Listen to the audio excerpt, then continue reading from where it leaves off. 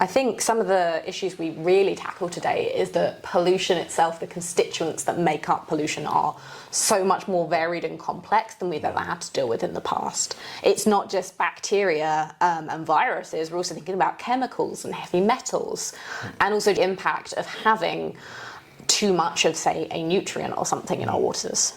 You were talking to me about the Great Stink earlier.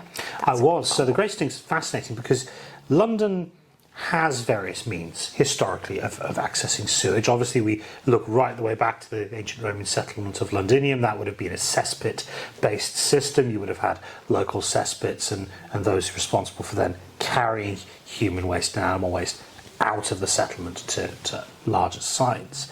As the city grows, you see a variety of ways to handle this. But ultimately, generally what ends up happening is households have to transport their waste to your local watercourse.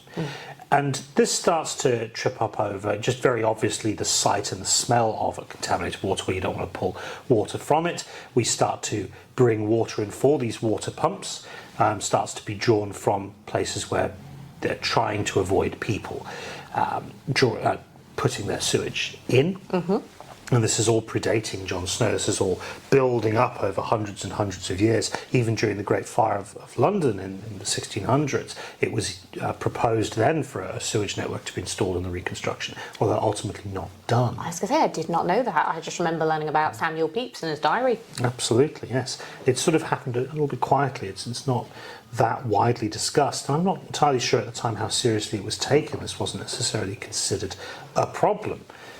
It's not unknown that in major European cities throughout the Middle Ages and into the pre-industrial period, you just accepted there was going to be a smell. You accepted there was going to be poo on the streets.